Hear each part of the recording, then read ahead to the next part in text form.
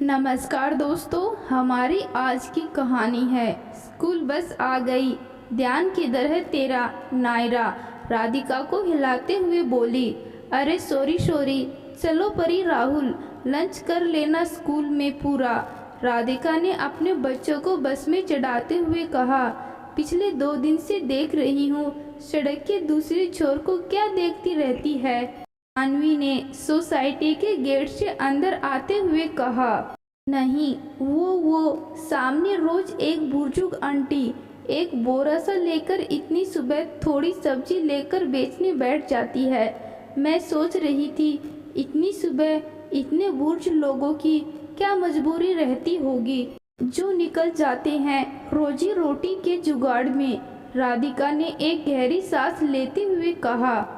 भी ने राधिका बोली है, नाटक होते हैं इन छोटे लोगों के, हम जैसे लोगों का ध्यान खींचने के। तो दिखता है ना, यहाँ पर अच्छी सोसाइटी है, पैसे वाले लोग रहते हैं, आ जाते हैं ताकि हमसे कुछ मिल जाए।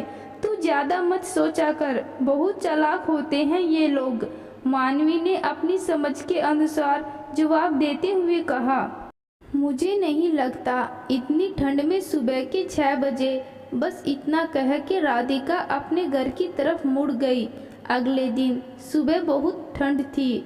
राधिका और मानवी बस स्टैंड की तरफ बच्चे छोड़ने जा ही रही थी कि तभी सोसाइटी के गेट पर एक झुंड में कुछ लोग खड़े दिखाई दे रहे थे। राधिका और मानवी बच्चों को स्कूल बस में भेजकर उस झुंड के पास ताक झांक करने लगे।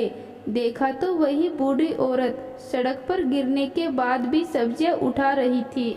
बहुत थी, लेकिन कोई उसका वीडियो बना रहा था तो कोई उन्हें इतने सुबह न आने की बात कह रहा था। लेकिन राधिका की नज़र उस बूढ़ी औरत के पैरों पर थी जो इतने फटे हुए थे कि उनकी दरारों में से खून रिस रहा था। जीनी सी धोती और एक पतला सा साल में वो कांपते हाथों से खड़े होने की कोशिश कर रही थी, लेकिन खुद को पैसों से बड़ा सोचने वालों के हाथ गंदे हो जाते हैं। शायद ऐसे लोगों को उठाने में का उन लोगों की भीड़ चीरते हुए आगे बढ़ी और गिरी हुई सब्जियां उठाने में मदद करने लगी। बूढ़ी औरत के सिर पर चोट आई हुई थी। अम्मा, आप रहने दो, मैं करती हूँ। आप सब लोग क्यों भीड़ लगा कर खड़े हो? जब मदद नहीं कर सकते, गार्ड भैया एक कुर्सी लाइए, जरा गार्ड रूम से मलहम और पट्टी के डब्बा भी लेते आना। उसने गार्ड से मंगवाई। कुर्सी पर बूढ़ी अम्मा को बैठा दिया और अपनी गर्म जैकेट उतारकर उन्हें पहना दी। राधिका यार चलना, लेट हो जाएंगे यार, बाकी गार्ड देख लेगा। मानवी ने राधिका को जोर देते हुए कहा। तुम्हें लेट हो रहा है, तुम चलो, मैं इन्हें जरा पट्टी कर दूं।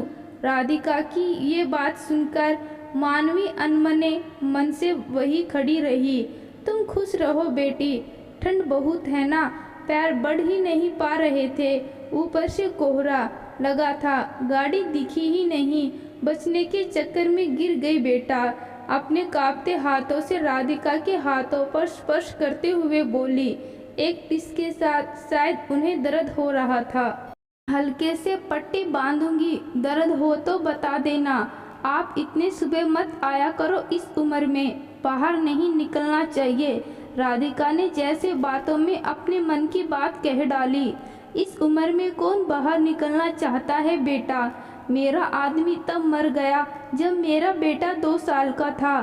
बड़े जतन से उसे बड़ा किया, शादी किया। बहुत हंसमुख और आज्ञाकारी था, गैराज के काम करता था। कहता था माँ तू ऐश कर, अब मैं कमाऊंगा, तू खाना। बड़े अरमानों से उसकी शादी की, लेकिन मुझे क्या पता था कि मैं अपनी बदकिस्मती को घर ला रही हूँ। वो करमजली घर में रोज कलेश कर इतना परेशान कर दिया। एक दिन ट्रेन के आगे आकर खुदकुशी कर ली मेरे बेटे ने। 7 साल की बेटी थी उसकी, और वो कल मुही तीजे वाले दिन उस बच्ची को मेरे भरोसे छोड़कर हमारी बस्ती के किसी लड़के के साथ भाग गई। पहले कोठियों में झाड़ू पोछा करती थी, मैं अपनी पोती को बड़ा किया, उसकी शादी पड़ासी का काम करता है दामाद। उन दोनों का जीवन सही चल रहा है। जैसे जैसे उम्र बढ़ी वैसे वैसे काम छूट गया। अब मैं अकेली जान अपना गुजारा सब्जी बेच के कर लेती हूँ। पोती बोलती है उसके पास आने को, मुझे ही अच्छा नहीं लगता। अम्मा जी की बात सुनकर बाहुक हो उठी। मानवी, अम्मा की चप्पल नहीं दिख रही, देखना इधर उधर तो नहीं पड़ी। राधिका ने मानवी को बोला ही था कि अम्मा बोल पड़ी, ना बेटी, चप्पल ना है मेरे पास। अब 100 रुपए की चप्पल पहनूंगी, खाना खाऊं शाम को, इसलिए ना लेती। अम्मा की यह बात सुनते ही उनके पैरों की दशा देखकर उसके यकायक आंसू बहने लगे। तक छोड़कर आती हूँ। राजीव, राधिका का पति, को मैं रास्ते में फ़ोन कर लूँगी। राधिका बोली। पता नहीं क्या सोचते हुए मानवी बोली, मैं भी चलती हूँ ना, 3 घंटे ही तो लगेंगे। ऑटो रोककर दोनों उन्हें छोड़ने चली गई। बस्ती के पास जैसे ही ऑटो रुका, आप ये चप्पल पहनिए। राधिका, तू छोड़ आ, मैं ऑटो में ही हूँ। मानवी के इस बदले रूप को देखकर राधिका उसे देखकर मुस्कुराई। माँ ने अपनी सब्जी का थैला मानवी को देते हुए कहा, मैंने आज तक किसी से मुफ्त में कुछ नहीं लिया, तुम ये सब्जी ले लो, ताजी है। मानवी ने अम्मा के कांपते हुए हाथों से वो थैला ले लिया। अम्मा की खुददारी को चोट न पहुँचे, यह सोचकर राधिका बस्ती की तरफ चलते हुए बोली, अम्मा, जब आप ठीक हो जाओगी तो हम तुम्हारी सब्जी खरीदेंगे, तुम हमें लेकर देना सुबह बस स्टैंड में। ये 1000 रुपये रखो, अभी इतने ही हैं मेरी जेब में, बाद में हिसाब कर लेंगे। ठीक है, मैं अपना फ़ोन नंबर देकर जाती हूँ, तुम्हें कोई भी ज़रूरत हो फ़ोन कर सकती हो। आस पड़ोस में बोल के जाती हूँ, कोई भी कर देगा, है ना। सुन, अम्मा ने अपना सिर हिलाया, चेहरे पर एक हल्की सी मुस्कान के साथ परमानेंट कस्टमर मिलने का संतोष दिखाई दिया। सोसाइटी के गेट के पास पहुंचते ही राधिका ने मानवी के नंगे पैरों को देखते हुए बोली, तू मेरी चप्पल पहन ले, मैं तो ऐसे ही चली जाऊंगी। नहीं यार, बस लिफ्ट में ही जाना ही तो है, घर पर बहुत चप्पल हैं तो।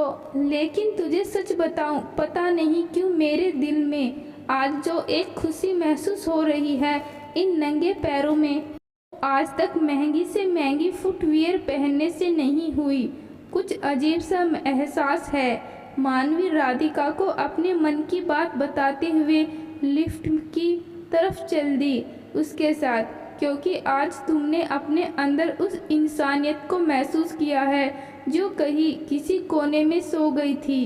इंसान होने का कोई मतलब नहीं है अगर आप किसी की विषम परिस्थितियों से उसकी मदद नहीं कर सकते। मेरा खाना, मेरा पीना, मेरे बैठने की जगह, ये सब तो एक जानवर को भी पता होती है। इंसान होना ही खूबसूरती तभी है जब आपके अंदर इंसानियत जिंदा हो। सही कहा ना मैंने। राधिका ने उसे उसकी खुशी का राज बताते हुए कहा था कि मानवी अपने फ्लोर पर राधिका को बाय कहते हुए उतर गई। दोस्तों, किसी की मदद करने के लिए आपको बहुत बड़ी वजह या बहुत लोगों की मदद की जरूरत नहीं होती। अगर कुछ ज़रूरी है तो वह है आपकी नीयत और आपकी इंसानियत। अगर ये आपके पास है तो आप किसी भी परिस्थिति में कहीं भी किसी की सेवा या मदद कर सकते हैं। दोस्तों, आज की कहानी आपको कैसी लगी कमेंट बॉक्स में ज़रूर बताना। धन्यवाद।